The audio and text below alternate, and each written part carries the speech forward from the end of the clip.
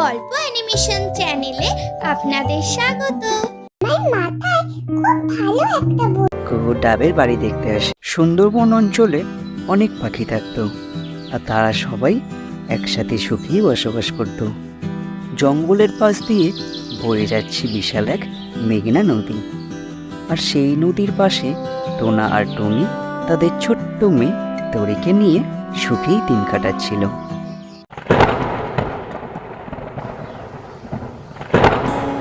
মা, এত জোরে আকাশে ওটা কিসের আলো ছিল গো? সোনা, যখন খুব জোরে বৃষ্টি হয় তখন আকাশে বড় বড় মেঘ একে অন্যের সাথে ধাক্কা খেয়ে এরকম জোরে আলো সৃষ্টি হয়। আচ্ছা, কিন্তু মা, আমার খুব ভয় লাগছে। ভয় পাস না সোনা, আমি আছি তো তোর কাছে। ও মামা, বাবা কোথায় গেছে? তোর বাবা এক্ষুনি চলে আসবে সোনা। বাবা তো আমাদের জন্য দানা আনতে গেছে। এদিকে টোনা খুব জোরে বৃষ্টি হওয়ার কারণে জঙ্গলে একটা গাছের ডালে আটকে পড়েছিল। ওহ, এই বৃষ্টি যে কখন থামবে, সেই কখন থেকে এই ডালে আটকে বসে আছি। বাসাতে মনে হয় কুহু আমার জন্য চিন্তা করছে, আর আমার মেয়েটাও অনেকক্ষণ থেকে না খেয়ে আছে। না না, যাই, এই বৃষ্টি মাথায় নেই, আমি বাসায় যাই। তুমি এসেছো তো না? খাবার এনেছো তো সাথে? আমাদের মেয়েটা যে খিদেতে খুব কান্না করছে। বাবা, বাবা, আমার জন্য কি এনেছো? জানো বাবা, আমার খুব খিদে পেয়েছে। জানি তো আমার সোনা মা, এই দেখ, তোর জন্য একটা পেয়ারা এনেছি। এখন চল তো, সবাই এই খাবারগুলো একসাথে খাই। তারা সবাই মিলে একসাথে খাওয়া শুরু করে। সোনা, দেখো, আমাদের বাসার ছাদটা একদম নষ্ট হয়ে গেছে। বাসার চারদিক থেকে বৃষ্টির জল ঢুকছে। কি করি বলো তো কুহু?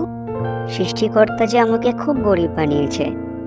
যদি আমার কাছে অনেক টাকা থাকতো তাহলে আমি একটা মজবুত বাসা বানাতাম, আর আমরা সবাই মিলে সেই বাসাতে থাকতাম। তাহলে বৃষ্টির সময় এভাবে আমাদের আর কষ্ট পেতে হতো না। আমাদের কাছে টাকা নেই তো কি হয়েছে বলো তো? আর সব সময় যে টাকা থাকতেই হবে এরকমটা তো নয়, তাই না? তাহলে আমরা কিভাবে বাসা বানাবো? আমি তো কিছুই বুঝতে পারছি না।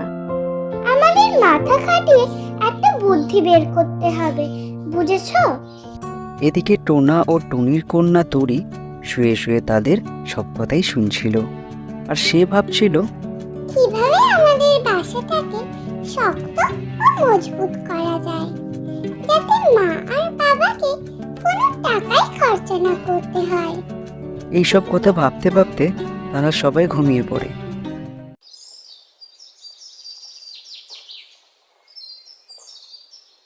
পরের দিন সকালে তরি ঘরের জানলা দিয়ে দেখে একটা ডাব জলে ভেসে যাচ্ছে। আরে, এই তো, আমার মাথায় একটা ভালো বুদ্ধি এসেছে। আমরা যদি ডাব দিয়ে একটা বাসা বানাই তাহলে বাসাটা অনেক শক্ত ও মজবুত হবে। তরি সঙ্গে সঙ্গে টোনা আর কুহুকে গিয়ে ডাক দেয়। বাবা, মা, তোমরা তাড়াতাড়ি ওঠো, আমার মাথায় খুব ভালো একটা বুদ্ধি এসেছে। এই বলে তরি তার মা পাখি ও বাবা পাখিকে তার বুদ্ধিটা বলে। দেখেছো তো না, আমাদের মেয়েটা কত বড় হয়ে গেছে, কি সুন্দর একটা বুদ্ধি বার করেছে। হ্যাঁ, তাই তো দেখছি কুহু, আমাদের মেয়ে আর ছোট নেই, বুঝেছো?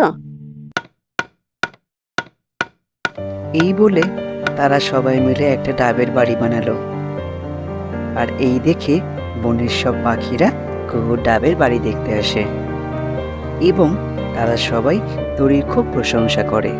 তো ছোট্ট বন্ধুরা, কেমন লাগলো আজকের গল্প? ভালো লাগলে লাইক, কমেন্ট, শেয়ার করতে ভুলো না যেন।